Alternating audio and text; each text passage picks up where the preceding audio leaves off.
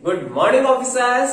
आज हम लोग इस वीडियो में प्रश्नावली 15.1 का सवाल नंबर 6 से लेकर के 12 नंबर सॉल्व करेंगे। तो चलिए हम लोग स्टार्ट करते हैं। तो सवाल नंबर 6 है आपके पास, एक थैले में केवल नींबू की महक वाली गोलियां, मीठी गोलियां हैं। यानी केवल, ध्यान दीजिएगा, एक थैला है आपके पास, ठीक है, एक थैला है और इस थैले में क्या है बताइए। इस थैले में सिर्फ नींबू की महक वाली गोली है, केवल नींबू की महक वाली मीठी गोलियां हैं। मीठी गोलियां जिसको आप खाते हैं, आराम से समझिए इसे। इस तरह से बहुत सारी मीठी गोलियां इसमें भरा हुआ है। और ये जो मीठी गोली है इसकी महक कैसी है बताइए। इसकी महक कैसी है, सिर्फ नींबू की महक वाली है, सिर्फ नींबू की महक वाली है। यानी कि इसका महक सिर्फ नींबू की तरह है, यानी कि इसकी गंध कैसी आती है, नींबू की तरह आती है। अब आगे देखिए सवाल क्या कर रहा है। मालिनी बिना थैले में झांके, यानी बिना थैले में झांके उनमें से एक गोली निकालती है, इनमें से एक गोली को बाहर निकालती है। तो कह रहा है इसकी क्या प्रायिकता है कि वह निकाली गई गोली संतरे की महक वाली होगी। यानी आपसे प्रायिकता पूछ रहा है, किसका प्रायिकता पूछ रहा है, तो इन दोनों सवाल का। तो पहला नंबर सवाल क्या है, संतरे की महक वाली गोली। तो आप सोचिए जरा सा, इसमें सिर्फ नींबू की महक वाली गोली है, तो क्या इससे कभी भी संतरे की महक वाला गोली निकल सकती है क्या? नहीं निकल सकती है ना। यानी कि संतरे की महक वाली गोली निकलना कैसी घटना है, असंभव घटना है। और असंभव घटना की प्रायिकता कितनी होती है, 0। तो इसीलिए पहला नंबर का आंसर कितना हो जाएगा, प्रायिकता 0 हो जाएगा। ठीक है। दूसरा क्या है, नींबू की महक वाली गोली है, इसकी कितनी प्रायिकता होगा, नींबू की महक वाली गोली। तो अब बताइए, इनमें हाथ डाल करके आप कोई भी गोली निकालिएगा तो किसका होगा बताओ। तो नींबू की महक वाला ही गोली होगा ना, क्योंकि इसमें सिर्फ नींबू की महक वाला गोली है। तो इससे कोई भी गोली निकलेगा तो वो कैसा होगा, नींबू की महक वाला गोली होगा। तो इससे नींबू की महक वाला गोली निकलना कैसी घटना है, निश्चित घटना है। और निश्चित घटना की प्रायिकता कितनी होती है, 1 होती है। तो इसकी प्रायिकता कितना हो जाएगा, 1 हो जाएगा। लेकिन लिखेंगे कैसे सर, तो इसका सोल्यूशन हम लोग ऐसे करेंगे। पहले लिखेंगे पहला नंबर में कि संतरे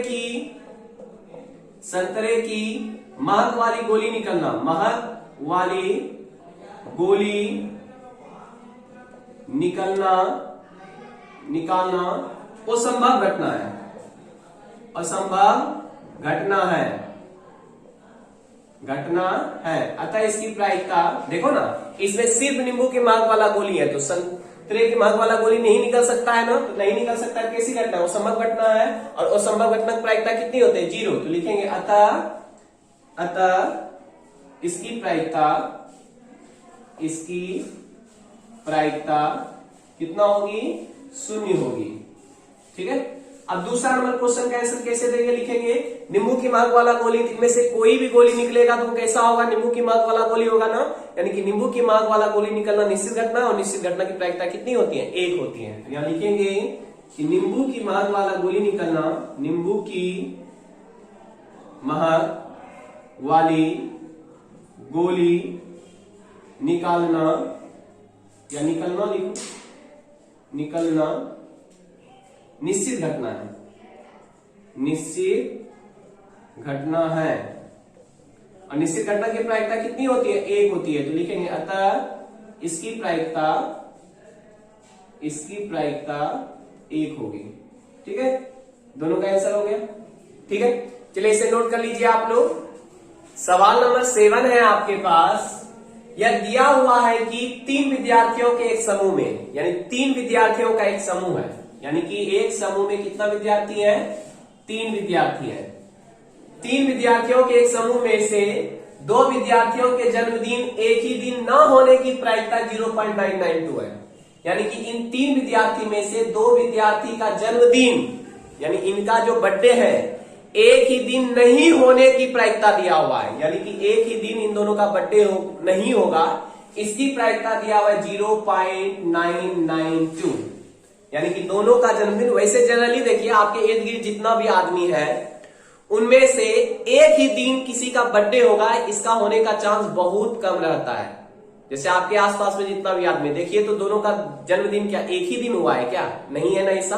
तो इसका चांस बहुत कम होता है। तो वही दिया हुआ है कि 2 विद्यार्थियों का जन्मदिन एक ही दिन नहीं होने की प्रायिकता दिया हुआ है 0.992। अब आपसे पूछा क्या जा रहा है, पूछा जा रहा है इसकी क्या प्रायिकता है कि इन दो विद्यार्थियों का जन्मदिन एक ही दिन होगा। तो एक ही दिन नहीं होने की प्रायिकता इतना दिया हुआ है, तो पूछ रहा है एक ही दिन होने की प्रायिकता कितना होगा। तो सिंपल सी बात है, इसमें करेंगे क्या, ध्यान दीजिएगा। इसका सोल्यूशन हम लोग कैसे बनाएंगे। सबसे पहले हम लोग मान लेंगे कि दो विद्यार्थियों का जन्मदिन एक ही दिन होने की घटना हो गया ई, यानी कि दो विद्यार्थियों का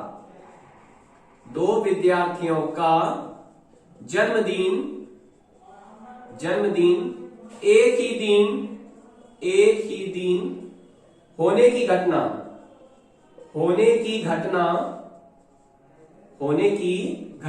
को हम लोग मान लेते हैं ई मतलब क्या हुआ, तो ई हुआ कि दो विद्यार्थियों का जन्मदिन एक ही दिन होगा। ई इसे सूचित कर रहा है कि दो विद्यार्थियों का जन्मदिन एक ही दिन होगा।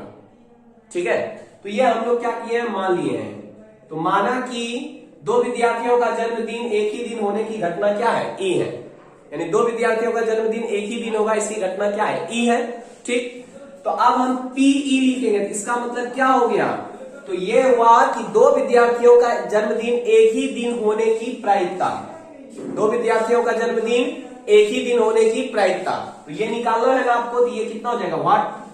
अब लिखेंगे पीई नहीं, तो ई नहीं मतलब क्या हो गया कि दो विद्यार्थियों का जन्मदिन एक ही दिन नहीं होने की प्रायिकता, दो विद्यार्थियों का जन्मदिन एक ही दिन नहीं होने की प्रायिकता। और नहीं होने की प्रायिकता आपके पास कितना दिया हुआ है, 0.992। तो बताओ ये किसका मान दिया हुआ था, तो दो विद्यार्थियों का जन्मदिन एक ही दिन नहीं होने की प्रायिकता दिया हुआ था 0.992। निकालना क्या था, दो विद्यार्थियों का जन्मदिन एक ही दिन होगी, उसकी प्रायिकता निकालना था। तो पीई और पीई नोट, पीई नहीं दिया हुआ, पीई नोट दिया हुआ है, तो आपसे पीई नहीं निकलेगा क्या। सिंपल सा फॉर्मूला है आपके पास, क्योंकि आप फॉर्मूला जानते हैं कि पीई प्लस पीई नॉट बराबर कितना होता है, 1। हमें निकालना है पीई का मान, तो पी इधर रहने दो, तो बराबर कितना हो जाएगा, 1 माइनस पीई नॉट हो जाएगा।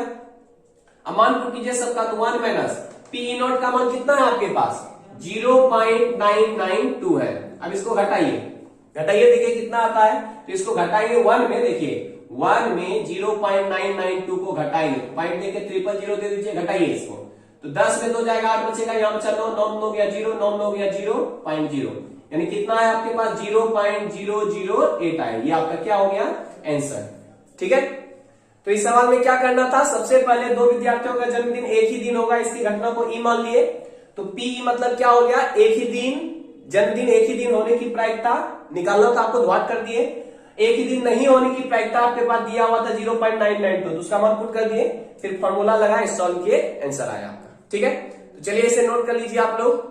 क्वेश्चन नंबर 8 है आपके पास, एक थैले में 3 लाल और 5 काली गेंदे हैं। एक थैले में कितना, 3 लाल और 5 काली गेंदे, तो टोटल गेंद कितना हो गया, 3 और 5 कितना हो गया, 8 हो गया।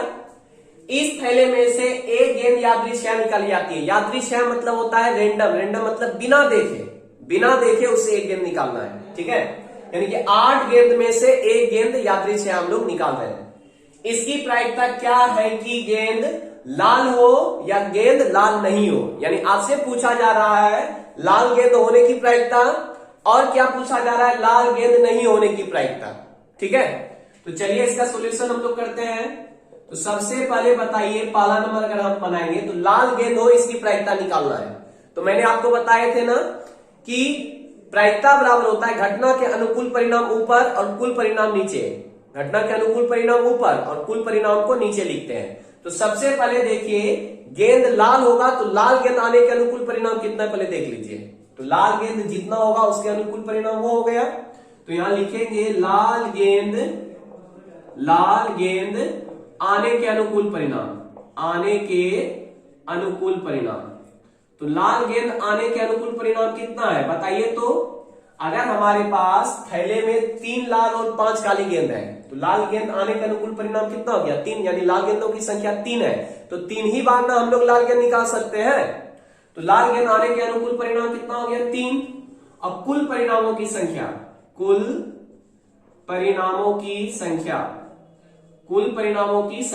परिणाम मतलब इसमें टोटल गेंद कितना है। कुल परिणामों की संख्या मतलब इसमें टोटल गेंद कितना है। टोटल गेंद काउंटिंग कर लीजिए, तो 3 और 5 को जोड़िएगा, तो 3 5 जोड़िएगा कितना हो जाएगा, 8 गेंद हो जाएगा। ठीक, अब हमें प्रायिकता निकालना, तो प्रायिकता के लिए P लिख दिए, प्रोबेबिलिटी। किसका निकालना था? लाल गेंद आने की प्रायिकता, तो यहां लिख देंगे प्रायिकता ऑफ लाल गेंद। तो इस तरह से यदि लिखे तो इसका मतलब हुआ लाल गेंद आने की प्रायिकता बराबर फॉर्मूला क्या था? घटना के अनुकूल परिणाम ऊपर और कुल परिणाम नीचे। घटना है लाल गेंद आना, तो लाल गेंदों की संख्या को ऊपर लिखेंगे और कुल गेंदों की संख्या को नीचे लिखेंगे। तो लाल गेंदों की संख्या कितना है? देखिए तो यहाँ पे 3 है और कुल गेंदों की संख्या कितना है? 8 है, तो 8 को नीचे लिख दिए। ये हो गया आपका आंसर। तो एक आंसर यहाँ पे हुआ। अब दूसरा नंबर में देखिए क्या कर रहा है, लाल गेंद नहीं होगा इसकी प्रायिकता निकालना है। तो बताइए लाल गेंद जो है ना उसको हटा दीजिए। तो जब लाल गेंद को हम हटा देंगे तो बचेगा क्या? काली गेंद। तो लाल गेंद नहीं होगा तो लाल गेंद को आप हटा दीजिए, तो गेंद बचा कितना? 5 गेंद ना। तो लाल गेंद नहीं आने के अनुकूल परिणाम कितना हो गया? 5। और कुल गेंदों की संख्या कितना है? 8 है। तो कुल परिणामों की संख्या कहां लिखेंगे? नीचे लिखेंगे। ठीक है, तो यहां पे लिखेंगे क्या? लाल गेंद नहीं आने के अनुकूल परिणाम, लाल गेंद नहीं आने के अनुकूल परिणाम, लाल गेंद नहीं आने के अनुकूल परिणाम। तो लाल गेंद नहीं आएगा, इसके अनुकूल परिणाम कितना है? तो लाल गेंद नहीं होना चाहिए, तो लाल गेंद को हटा दीजिए आप। लाल गेंद नहीं कर रहा है ना, तो लाल गेंद को हटा दीजिए।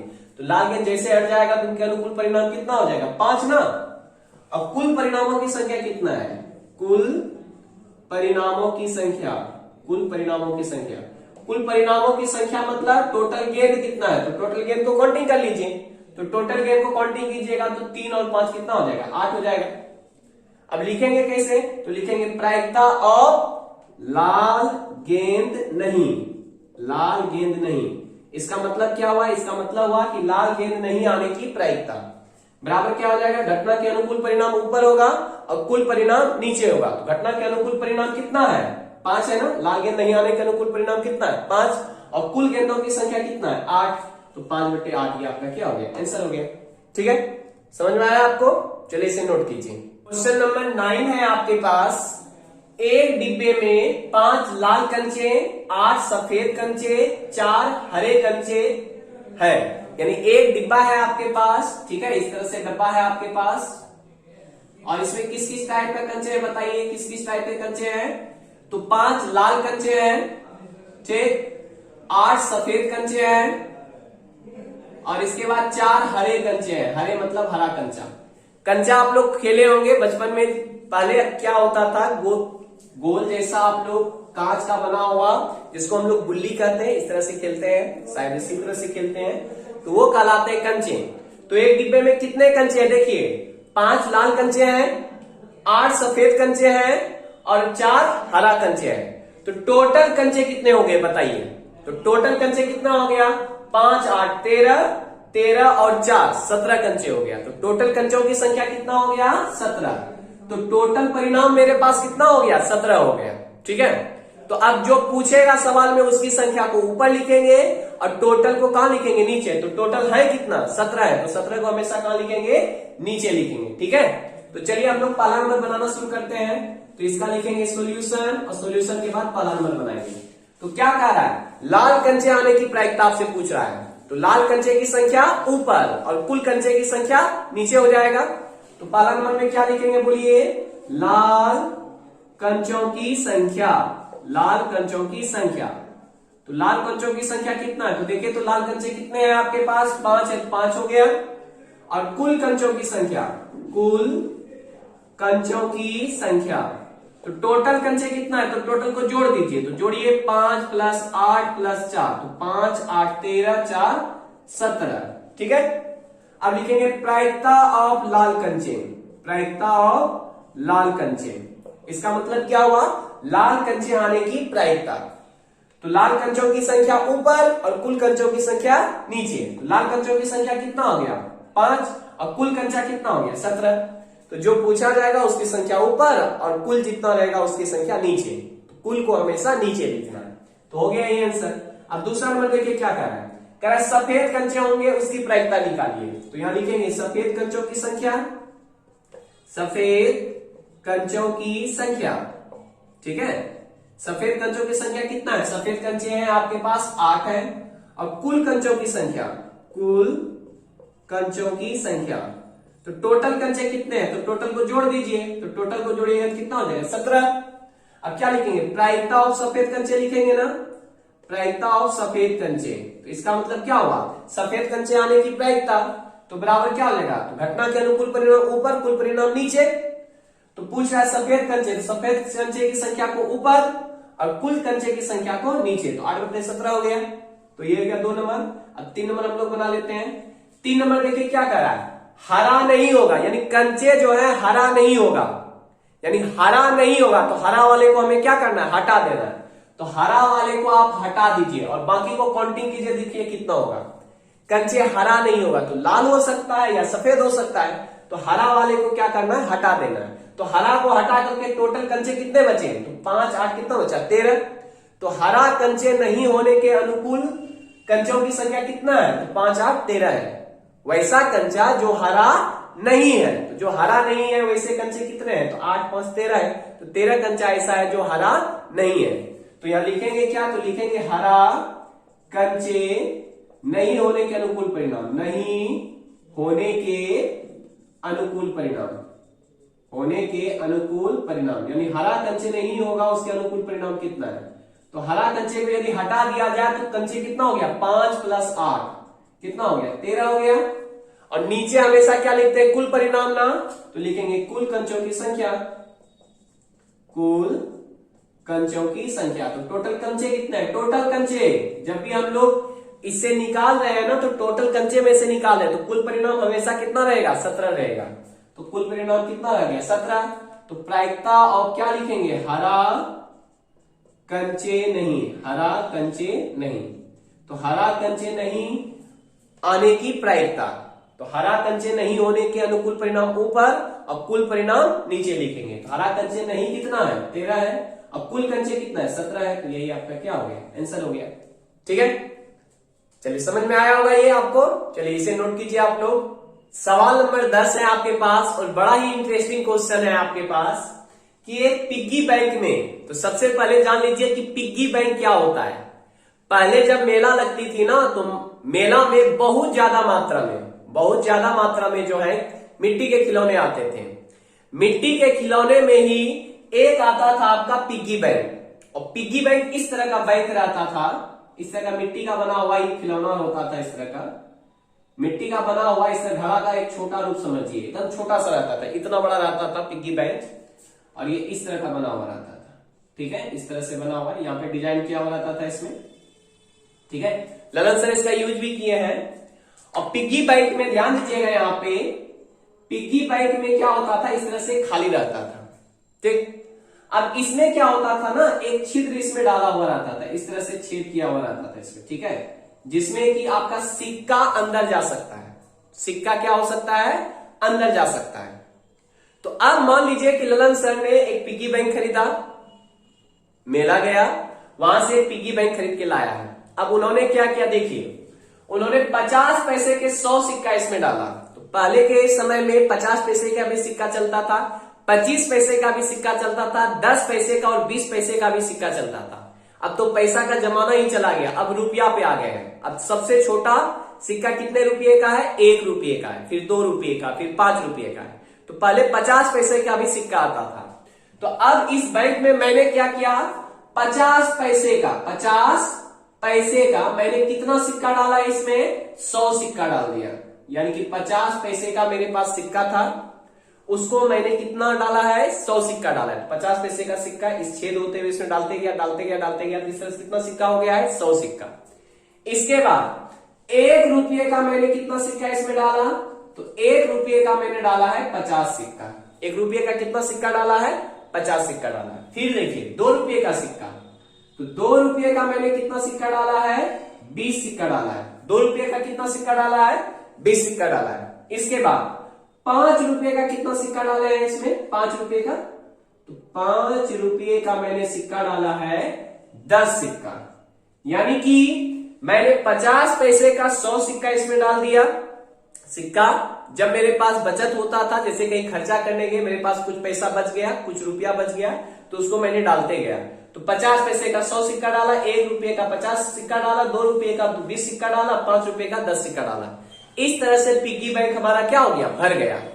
और भर जाने के बाद अब भर गया तो अब हमें उससे पैसा निकालना, बिना फोड़े इसे निकालना। वैसे जनरली जब भर जाता था तो इसको पूरी तरह से फोड़ दिया जाता था, इसके बाद पैसा निकाल लिया जाता था। लेकिन यहाँ पे आपको फोड़ना नहीं है, आपको क्या करना है, इस पिग्गी बैंक को उठाना है और उठा करके इस तरह से हिला करके उसे सिक्का निकालना है। ठीक है, तो इस तरह से देखिएगा जरा सा, टोटल सिक्का बताइए इसमें कितना हो गया, टोटल सिक्का कितना हो गया ये बताइए। तो टोटल सिक्का जितना होगा वो कुल परिणाम कहलाएगा ना, और कुल परिणाम को कहां लिखेंगे हम लोग, नीचे। तो टोटल सिक्का काउंटिंग कर लीजिए कितना होगा, टोटल सिक्का को जोड़िए तो 0 हो गया, 5 2 7 1 8 हो गया, और ये 1 हो गया, यानी 180 सिक्का इसमें चला गया। कॉइन कितना है इसमें, 180 सिक्का है, तो 100 50 20 70 हो गया और 10 180। ठीक है, तो 180 सिक्का टोटल हो गया। तो कुल परिणामों की संख्या कितना हो गया, 180। ठीक, अब इसके बाद जो सवाल पूछेगा उसके अकॉर्डिंग बनाएंगे। तो अब कह रहा है कि इस देखो यहाँ पे पिग्गी बैंक को हिलाकर उल्टा करने पर, पिग्गी बैंक को हिला दिए और हिला करके जब उल्टा कर रहे हैं तो एक सिक्का गिरने के परिणाम क्या है, संप्रायिक है। कोई भी एक सिक्का गिरने का परिणाम क्या है, संप्रायिक है, यानी कि सभी सिक्के गिरने का चांस क्या है, बराबर है। बराबर होने का मतलब 50 पैसे का भी सिक्का गिर सकता है, 1 रुपये का भी, 5 रुपये का भी, 2 रुपये का भी, किसी का ज्यादा गिरने का चांस नहीं है। यहाँ पे स्पष्ट कर चुका है कि संप्रायिक है। संप्रायिक मतलब सभी के गिरने का चांस क्या है, बराबर है। ठीक है, अब तो क्या इसकी क्या प्रायिकता है कि वह गिरा हुआ सिक्का, यानी उससे एक सिक्का गिर रहा है, तो पूछ रहा है इसकी क्या प्रायिकता है कि वो 50 पैसे का सिक्का होगा। 50 पैसे का सिक्का गिरने की प्रायिकता आपसे पूछ रहा है। तो सिंपल सी बात, 50 पैसे के सिक्कों की संख्या को कहां लिखेंगे, ऊपर, और कुल सिक्कों की संख्या को कहां लिखेंगे, नीचे।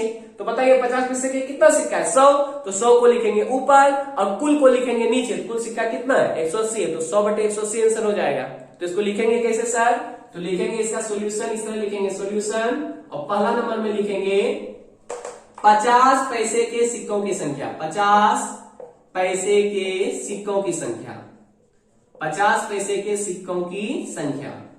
तो बताइए 50 पैसे के कितने सिक्के हैं इसमें, 50 पैसे के 100 सिक्के हैं। ठीक है, और कुल सिक्कों की संख्या, कुल सिक्कों की संख्या, कुल सिक्कों की संख्या। तो टोटल सिक्का को जोड़ दीजिए, तो टोटल सिक्का कितना हो जाएगा, तो 100 50 20 और 10, तो 100 + 50 + 20 + 10, अगर सबको जोड़िएगा तो कितना हो जाएगा, 180। तो टोटल सिक्कों की संख्या कितना हो गया, 180 हो गया। तो अब क्या लिखेंगे, प्रायिकता ऑफ 50 पैसे के सिक्का का सिक्का। इसका मतलब हुआ कि 50 पैसे का सिक्का प्राप्त करने की प्रायिकता बराबर क्या आ जाएगा बताओ, घटना के अनुकूल परिणाम ऊपर, तो 50 पैसे के सिक्कों की संख्या को ऊपर लिखेंगे और कुल सिक्कों की संख्या को नीचे लिखेंगे। तो 100/180 हो जाएगा, कटाइए इसको, 0 0 कट गया, बचा 10/18। अब ये कटाओ 2 से, तो 2 पंचे 10 और 9 दूना 18, यानी 5/9, ये इसका क्या हो गया, आंसर हो गया। एक आंसर निकल चुका है हमारा। अब दूसरा नंबर देखिए, दूसरा नंबर कह रहा है आपसे कि 5 रुपये का नहीं होगा, यानी कोई भी सिक्का गिरे तो 5 रुपये का नहीं होगा, उसके अनुकूल परिणाम कितना, यानी कि 5 रुपये का सिक्का नहीं होना चाहिए। तो एक काम करते हैं ना, इनमें से 5 रुपये के सिक्कों को क्या करते हैं, हटा देते हैं। तो जैसे ही 5 रुपये का सिक्का को हटा देंगे तो बताइए 5 रुपये का सिक्का नहीं होने के अनुकूल परिणाम कितना हो गया। तो जोड़ दो इधर पे टोटल को, तो 150 और 20 क्या हो जाएगा, जुड़ जाएगा। टोटल तो कुल परिणाम तो हमेशा 180 रहेगा, क्योंकि टोटल में से ही हम लोग निकाल रहे हैं। तो जितने से हम लोग निकालते हैं उसको कहते हैं कुल परिणाम। तो कुल परिणाम तो 180 हमेशा रहेगा, वो बदलेगा नहीं। लेकिन जो सवाल बोल रहा है उनके अनुकूल परिणाम कितना है, यानी कि 5 रुपये का सिक्का नहीं होगा, उसके अनुकूल परिणाम कितना है। तो 5 रुपये का सिक्का नहीं होगा, तो 5 रुपये के सिक्के को आप क्या कीजिए, हटा दीजिए। तो 5 रुपये के सिक्के को जैसे हटा दीजिएगा तो बाकी को जोड़ लीजिए। तो जोड़िएगा कितना हो जाएगा, 100 + 50 + 20 जोड़िएगा तो 170 हो जाएगा ना। यानी 5 रुपये का सिक्का नहीं होने के अनुकूल परिणाम कितना हो गया, 170। अब कुल सिक्कों की संख्या कितना हो गया, 180, यानी 170/180 आंसर हो जाएगा। तो यहाँ पे क्या लिखेंगे बोलिए, 5 रुपये का सिक्का नहीं होने के अनुकूल परिणाम, नहीं होने के अनुकूल परिणाम, होने के अनुकूल परिणाम, यानी 5 रुपये का सिक्का नहीं होगा, उसके अनुकूल परिणाम कितना है। तो 5 रुपये का सिक्का नहीं होगा, तो 5 रुपये वाले सिक्के को हटा करके बाकी को जोड़ दीजिए। तो जोड़िएगा कितना हो जाएगा, 100 + 50 + 20 जोड़ दीजिए, कितना हो जाएगा, 170। और कुल परिणामों की संख्या बताइए, कुल परिणाम मतलब कुल सिक्कों की संख्या, जितने से आप निकाल दें तो टोटल सिक्का कितना है उसमें 180 है कुल परिणामों की संख्या। यानी कि सिंपल क्या बताए थे आपको, एक चीज दिमाग में रखिएगा, जो पूछा जाए उसकी संख्या ऊपर और टोटल जितना होगा उसकी संख्या नीचे। तो टोटल सिक्का था 180, तो 180 नीचे हो जाएगा और जितना पूछा गया है जिसके अनुकूल पूछा गया 5 रुपए का सिक्का नहीं होने के अनुकूल परिणाम तो 170 हो गया, कुल परिणामों की संख्या हो गया 180। तो प्रायिकता ऑफ 5 रुपये का सिक्का नहीं, जब अगर इस तरह से अगर लिखते हैं तो इसका मतलब ये हुआ कि 5 रुपए का सिक्का नहीं आने की प्रायिकता बराबर, तो इसके अनुकूल परिणाम जितना होगा उसको ऊपर, तो ऊपर हो जाएगा 170। अब कुल परिणाम कितना हो जाएगा 180, 0 0 कटाइए कितना बचेगा 17/18 बचेगा। ये आपका क्या हो गया आंसर हुआ। ठीक है, तो चलिए समझ में आया। अब जो जो पिग्गी बैंक को देखे होंगे या यूज किए हैं आप तो कमेंट जरूर कीजिएगा नीचे, उतारिए इसे। क्वेश्चन नंबर 11 है आपके पास, गोपी अपने जल जीव कुंड के लिए। जल जीव कुंड क्या होता है, आप लोग बहुत सारा घर गए होंगे या मूवी सब में देखे होंगे कि उसके पास जल जीव कुंड होता है, यानी कि जिसमें की मछली जो है ना घूमते रहती हैं, यानी कि घर की सुंदरता बढ़ाने के लिए बहुत सारे ना एक जल जीव कुंड बना देता है, पानी डाल देते हैं उसमें और उसमें मछली छोड़ दिया जाता है, वो कांच का बना हुआ रहता है। उसी के लिए गोपी मार्केट गया है कि एक मछली हमको खरीदना है। ठीक है, तो जल जीव कुंड के लिए एक दुकान से मछली खरीदती है, यानी गोपी गई है दुकानदार के पास और उसको बोल रही है कि एक मछली दीजिए हमें, उस दुकानदार से खरीदने के लिए गया है। दुकानदार एक टैंकी, यानी दुकानदार के पास एक टैंकी है, यानी मान लीजिए इस तरह का टैंकी है दुकानदार के पास, ठीक है, जिसमें 5 नर मछली है, 5 नर मछली है।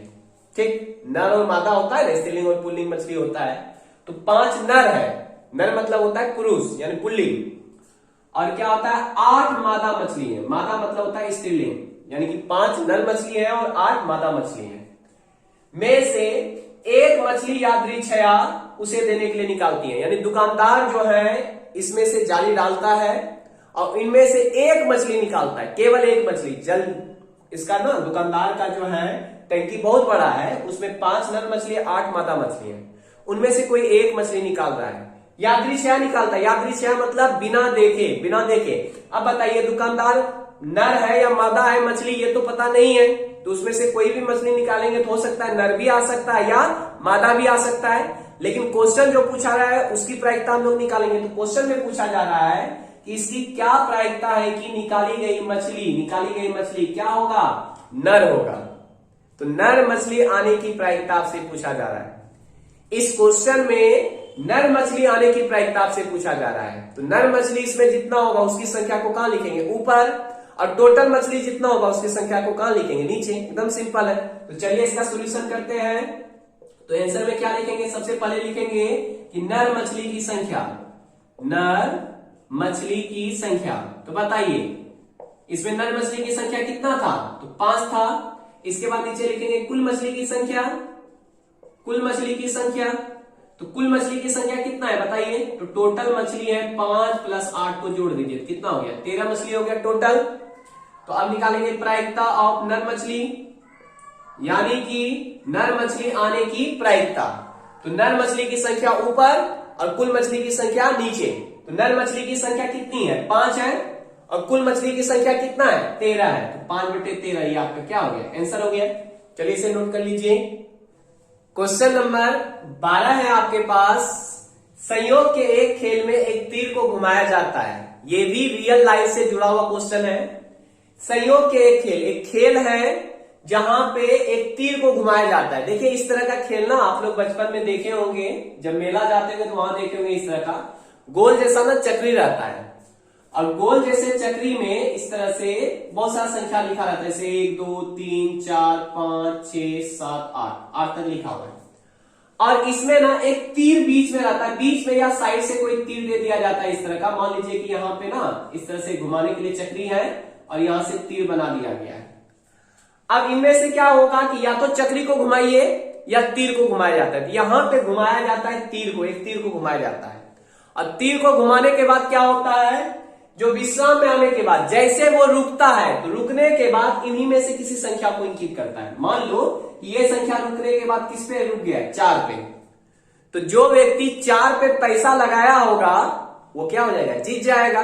जैसे इस खेल में होता क्या है कि इस तरह से ना एक चार्ट पेपर रहता है जिसमें ना 8 तक लिखा हुआ रहता है, 1 2 3 4 5 6 7 8, एक तरह जुआ समझो इसको। जैसे मान लीजिए कि आपने 4 पे 10 रुपया लगाए, ठीक, और वो जो खेल खिला रहा है उन्होंने तीर को घुमाया, जैसे तीर को घुमाया तो जैसे 4 पे इंकित करेगा, 4 को नोट करेगा, यानी 4 पे अगर तीर रुक गया जा करके तो वो 10 रुपये का आपको 20 रुपया देगा। अगर वो जा करके मान लीजिए कि 8 पे जाके रुक गया तो वो पैसा गया आपका। तो इसी तरह से संयोग का ही खेल है, ठीक है, जिसमें चक्री को मतलब तीर को घुमाया जाता है। तो समझ में आ गया होगा आपको। अब देखिए तो इनमें लिखा कितना है, तो 1 से लेकर के 8 तक लिखा है। अब का यदि ये सभी परिणाम समप्रायिक हो, यानी सभी का आने का चांस क्या है, बराबर है, तो आपसे पूछ रहा है तो इसकी क्या प्रायिकता है कि यह तीर इंकित करेगा, 8 को इंकित करेगा, इसकी क्या प्रायिकता है। तो बताइए 8 जितना होगा उसके अनुकूल परिणाम कितना हो जाएगा, 1। अब कुल परिणाम कितना है 8, तो 1/8 चांस हो गया। फिर कह रहा है 2 से बड़ी संख्या, तो 2 से बड़ी संख्या जितना है देख लीजिए, तो 2 से बड़ी संख्या के अनुकूल परिणाम हो जाएगा ऊपर और कुल परिणाम होगा नीचे। तो सबसे पहले बताइए कुल परिणाम इसमें कितना है, तो 1 से लेके 8 तक इंकित है, तो टोटल परिणाम कितना हो गया, 8 हो गया ना। 1 से लेके 8 तक इंकित है तो टोटल परिणाम कितना हो गया, 8। अब कह रहे हैं 2 से बड़ी संख्या, तो 2 से बड़ी संख्या जितना होगा उसको गिन लीजिएगा और टोटल परिणाम 8 से भाग दे दीजिएगा। इसके बाद एक विषम संख्या होगा, तो इनमें से चुन लेना विषम संख्या जितना है उसकी संख्या को लिखेंगे ऊपर और कुल परिणाम कितना है 8 है, तो 8 को लिखेंगे नीचे। फिर 9 से छोटी संख्या, 9 से छोटी संख्या जितना है उसको लिखेंगे ऊपर और कुल जितना संख्या होगा उसको लिखेंगे नीचे। तो सिंपल सा बन जाएगा ये। तो बनाना कैसे, चलिए लिखते हैं इसको, तो लिखने सिखाते हैं आपको। तो पहला नंबर है 8 को करेगा, तो लिखेंगे 8 आने के अनुकूल परिणाम, आने के अनुकूल परिणाम। तो बताओ इनमें 8 कितना बार है, गौर से देखिए, इनमें जो है 8 कितना बार है वो बताइए आप, अनुकूल परिणाम। तो 8 देखो ना यार, तो 8 तो एक ही है ना, तो अनुकूल परिणाम कितना हो गया 1, और नीचे लिखेंगे कुल परिणामों की संख्या, कुल परिणामों की संख्या। तो कुल परिणामों की संख्या बताइए कितना है, टोटल परिणाम कितना है, टोटल परिणाम, तो टोटल परिणाम कितना है 1 से लेके 8 तक है, तो 8 परिणाम हो गया ना। तो यहां लिखा लेंगे प्रायिकता ऑफ 8 प्राप्त, ऐसे लिखो ना, 8 प्राप्त करने की प्रायिकता। तो घटना के अनुकूल परिणाम ऊपर और कुल परिणाम को नीचे, देखो 8 आंसर हो गया। चलिए अब दूसरा नंबर हम लोग बनाते हैं। तो दूसरा नंबर कह रहा है 2 से बड़ी संख्या को इंकित करेगा इसकी प्रायिकता, तो 2 से बड़ी संख्या जितना उसको कटिंग कर लेंगे और कुल परिणाम से भाग दे देंगे। तो यहां लिखेंगे 2 से बड़ी संख्या, बड़ी संख्या आने के अनुकूल परिणाम, आने के अनुकूल परिणाम, अनुकूल परिणाम। तो बता 2 से बड़ी संख्या कौन कौन है इसमें, 2 से बड़ी संख्या बताइए। तो 2 से बड़ा, तो 2 से बड़ा 3 है, 4 है, 5 है, 6 है, 7 है, 8 है ना। तो 2 से बड़ी संख्या कौन कौन है, तो 3 4 5 6 7 8। अब देखो ये टोटल कितना हो गया, तो 1 2 3 4 5 6, यानी 6 संख्या ऐसा है जो 2 से क्या है, बड़ा है। तो घटना के अनुकूल परिणाम हो गया 6। अब कुल परिणामों की संख्या लिखेंगे नीचे, कुल परिणामों की संख्या। तो कुल परिणाम कितना है, तो टोटल संख्या है 8 वो है, तो 8 हो जाएगा, ठीक है। अब प्रायिकता कैसे लिख देंगे, तो प्रायिकता ऑफ 2 से बड़ी, ऐसे लिखना, 2 से बड़ी संख्या, 2 से बड़ी संख्या प्राप्त करने की प्रायिकता, या फिर 2 से बड़ी संख्या लिखिए ब्रैकेट में बंद कर दीजिए। इसका मतलब हुआ 2 से बड़ी संख्या प्राप्त करने की प्रायिकता। तो घटना के अनुकूल परिणाम ऊपर, तो ऊपर कितना हो जाएगा 6, और कुल परिणाम नीचे, तो नीचे हो जाएगा 8, कटाइए 2 से, तो 2 3 6, 2 चौके 8, यानी 3/4 हो जाएगा आपका, ठीक है। चलिए अगला 2 हो गया। अब तीसरा नंबर देखिए क्या कर रहा है। तीसरा नंबर आपसे सवाल में कह रहा है एक विषम संख्या को इंकित करेगा, वो जो तीर है एक विषम संख्या पे जाके रुकेगा, इसकी प्रायिकता निकालना है। तो विषम संख्या आने के अनुकूल परिणाम देख लीजिए कितना है, यानी इनमें से कितना संख्या ऐसा है जो विषम है वो चुनेंगे। तो यहां लिखेंगे विषम संख्या, विषम संख्या आने के अनुकूल परिणाम, आने के अनुकूल परिणाम, विषम संख्या आने के अनुकूल परिणाम। तो बताइए इनमें विषम संख्या कितना है आपके पास, तो विषम संख्या जो है उसको लिखो। तो विषम संख्या कौन कौन है इसमें, तो विषम संख्या 1 है, 3 है, 5 है, 7 है। तो इसमें विषम संख्या कौन कौन है, 1 3 5 7। विषम संख्या आपको पता है ना, जो संख्या 2 से पूरा पूरा विभाजित नहीं होता है उसको विषम संख्या कहते हैं। तो विषम संख्या कौन कौन हो जाएगा, 1 3 5 7। तो विषम संख्या कितना था उसको काउंटिंग कर लो, तो 1 2 3 4, यानी 4 संख्या ऐसा था जो विषम था। तो विषम संख्या आने का अनुकूल परिणाम हो गया 4।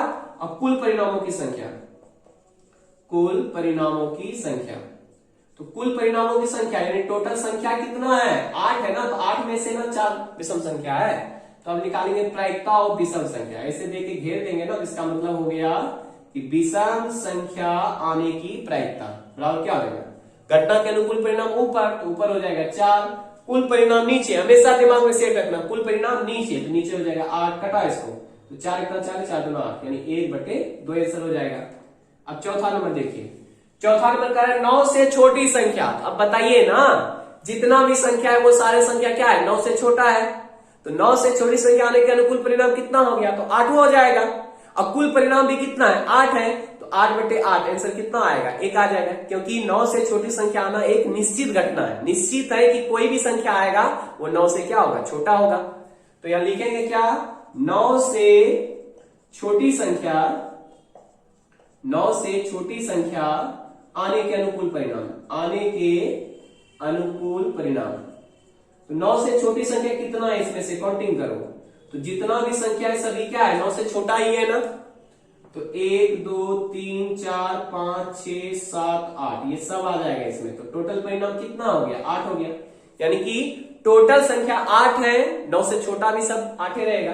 अब कुल परिणामों की संख्या, कुल परिणामों की संख्या, कुल परिणामों की संख्या कितना है आपके पास, बताइए, कुल परिणामों की संख्या है 8, तो यहां लिखेंगे क्या, प्रायिकता ऑफ 9 से छोटी संख्या, 9 से छोटी संख्या, तो 9 से छोटी संख्या आने के अनुकूल परिणाम ऊपर, अब कुल परिणामों की संख्या नीचे, तो 8/8 हो जाएगा, ये कटेगा कितना हो जाएगा, 1, तो ये आपका हो गया आंसर कंप्लीट। ठीक है, तो उम्मीद करते हैं ये टोटल क्वेश्चन आपको अच्छी तरह से समझ में आया होगा।